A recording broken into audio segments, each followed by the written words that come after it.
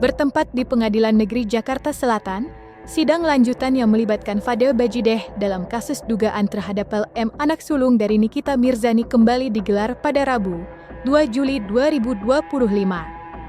Momen pertemuan yang ditunggu-tunggu antara Fadel, Nikita Mirzani dan LM pun akhirnya terjadi. Ketiganya datang ke Pengadilan Negeri Jakarta Selatan meski tak secara bersamaan. Namun, perhatian paling besar justru tertuju pada kedatangan LM. Gadis remaja itu muncul mengenakan pakaian serba putih yang kontras dengan suasana tegang di pengadilan. Masker putih dan topi senada yang menutupi sebagian besar wajahnya justru menambah aura misterius pada penampilannya. Meski begitu, LM tampak tenang dan santai jelang persidangan. Lantas seperti apa pandangan Dodi Triasmara selaku pakar ekspresi melihat penampilan tertutup dari Loli? Adakah makna tersembunyi di balik penampilannya itu? Gimana kabarnya hari ini Mbak Loli? Sehat kah? Laura sehat. Pengen ketemu Mama juga kah Loli nanti? Ada ketemu Ani. Kalian udah makan siang belum? Aduh. Iya, Panas. Sabar. Ayo kita beres pulangnya udah yuk, pulangnya yuk. Panas pulangnya aja. Pulangnya yuk. Awas itu ada yang jatuh. Ada yang jatuh, hati-hati yuk. Ini udah ada yang mau disampaikan ke Fadel Loli. Yuk. Hati-hati sayang. Hati-hati ya. Kami belum. Udah. Tadi sempat kelihatan dulu sebentar. Ya, nanti yang bisa disimpulkan atau yang bisa dilihat dari skema itu atau sequence itu berarti yang bersangkutan tidak mau terlihat tidak ingin dibaca, tidak ingin ada penilaian terkait dengan bagaimana dia nanti akan merespon itu gitu ya.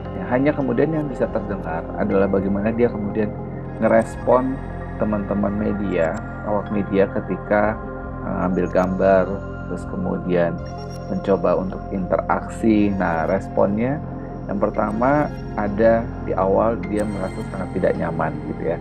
Dia cenderung nada suaranya cenderung meninggi gitu ya. Terus hanya menariknya dalam perjalanan terus kemudian tiba-tiba dia lakukan gerakan-gerakan tangan seperti ini. Di sisi lain dia merasa cukup nyaman ketika jadi perhatian, jadi center of attention, walaupun tadi dia lihat ada menuju ke satu titik tertentu, balik lagi menuju. Ya, jadi pergerakannya itu ya. Nah, itu dia cukup menikmati prosesnya, dalam artian itu ada excitementnya juga karena lihat dari bagaimana dia ngedengar dari suaranya itu ya. Di awal tadi seperti itu perjalanannya, dan terakhir dia udah tidak mau berkomentar sama sekali. Kalau ini Mbak Loli udah benar-benar dia nggak pengen kebaca, nggak pengen dinilai juga ya. Yang di satu sisi sebenarnya kita juga perlu hargai juga siapapun ada di posisi itu ya. Sebagai public figure mau nggak mau dia punya kekhawatiran sendiri di satu sisi, di sisi lain ya dia juga belum punya cukup keberanian.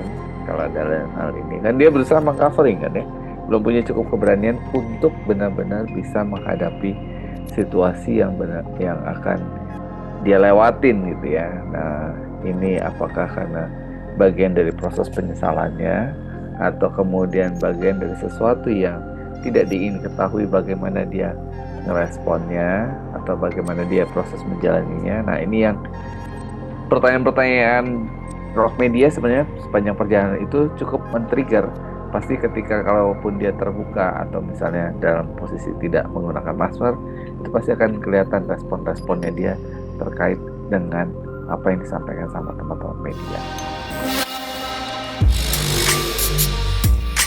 Suasana tegang sempat mewarnai jalannya sidang lanjutan kasus yang melibatkan Fadel Bajideh di Pengadilan Negeri Jakarta Selatan. Ketegangan memuncak ketika giliran LM, putri sulung Nikita Mirzani, diminta untuk memberikan kesaksian di hadapan majelis hakim. Tepat sebelum LM naik ke kursi saksi, ketegangan di ruang sidang meningkat. Nikita Mirzani yang sebelumnya duduk tenang di bangku pengunjung tiba-tiba terdengar berteriak lantang atas permintaan pihak LM melalui tim pendamping. Majelis hakim memutuskan untuk meminta Nikita keluar dari ruang sidang sementara waktu. Rupanya, LM menyampaikan bahwa ia tidak ingin kesaksiannya didengar langsung oleh sang ibu. Alasannya cukup menyentuh. LM khawatir jika isi kesaksiannya justru akan menyakiti perasaan Nikita, yang selama ini telah berjuang keras melindunginya.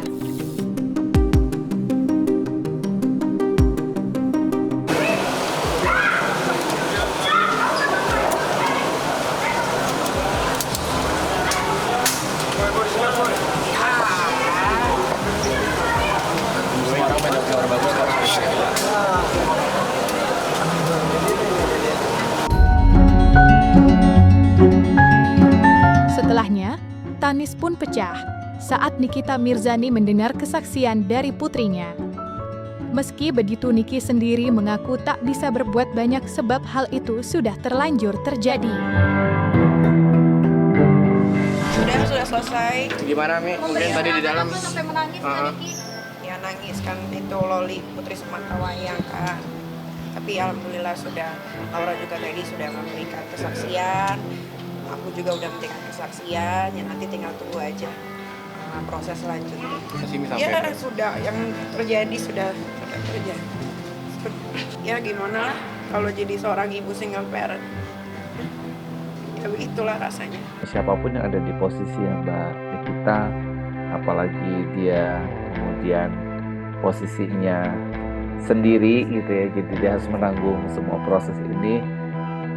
Bisa dipastikan ini bukan hal yang mudah untuk dia tanggung, yang pertama.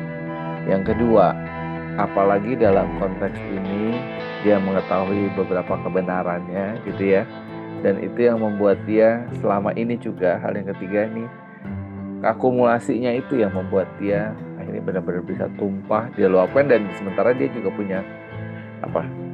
punya profil orangnya itu yang sangat ekspresif gitu ya.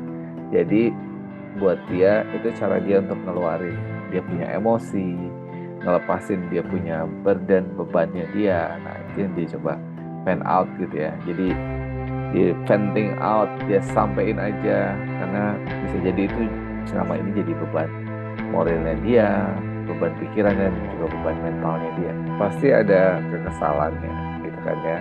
Dan ini kan momen dia benar-benar bisa ketemu lagi ya, karena selama ini kemarin dia nggak bisa ketemu, dan ini proyeksinya atau yang terjadi adalah impulsnya itu dia benar-benar bisa head to head istilahnya, bisa ketemu langsung, maka dia keluarin itu semua gitu ya. Jadi itu yang pertama. Terus yang kedua, kalau ditanya apakah ada dendam, pasti dia pendam selama ini, dan kali ini karena bisa mengeluarkan dia modelnya. Mbak Nikmir ini memang orangnya adalah ceplos-ceplos, orangnya sangat terbuka, ekspresionis, jadi bisa dibayangkan apapun dia bisa jadi komentarin, apalagi dengan situasi yang dia rasakan sebagai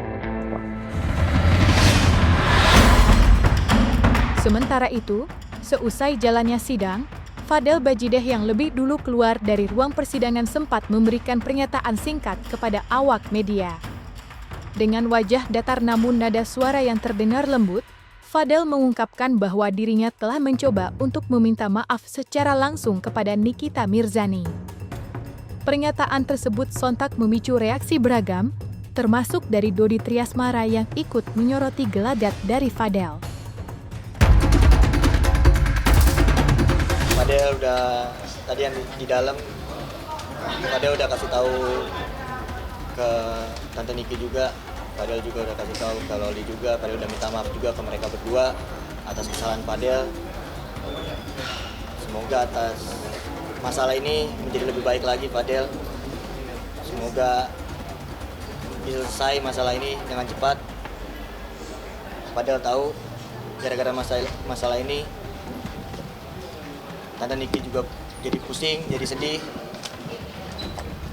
karena Fadel juga kemarin sama Loli, ya seperti itulah, jadi anak yang gak baik gitu di mata orang tua. Karena dia belum ketemu situasinya gitu ya, jadi dia merasa ini belum ada pressure-nya. Sebenarnya sudah ada pressure-nya, hanya dia belum ketemu real pressure-nya gitu kan. Jadi dia sudah punya perspektif, oke nanti saya pasti akan bisa begini gini. Nah itu tidak terjadi ketika dia ada di dalam itu, sehingga Dampaknya apa? Ketika dia keluar, otomatis yang tadinya mukanya mungkin lebih enteng, kali ini tadi buat dia sudah terbayang bahwa nanti akan terjadinya, atau bayangan dia sudah membayangkan hal lain lagi, kemungkinan apa yang bisa terjadi untuk dirinya dia gitu ya. Jadi dia udah bisa merasakan tadi bagaimana Mbak Ni kita meluapkan, sebagai mamanya itu meluapkan apa yang dia mungkin rasakan, yang hanya tidak mungkin, tapi itu adalah faktanya gitu ya, yang dia rasakan, yang dia bebankan gitu. Nah, dia sampaikan itu semua. Nah, ini yang another pressure yang sebenarnya Mas Fadel terima setelah proses itu. Sehingga makanya kalau orang di pressure, pasti satu, wajahnya pasti akan berubah gitu ya. Tekanan itu pasti berubah, itu impact secara psikologisnya. Itu pasti itu responnya gitu.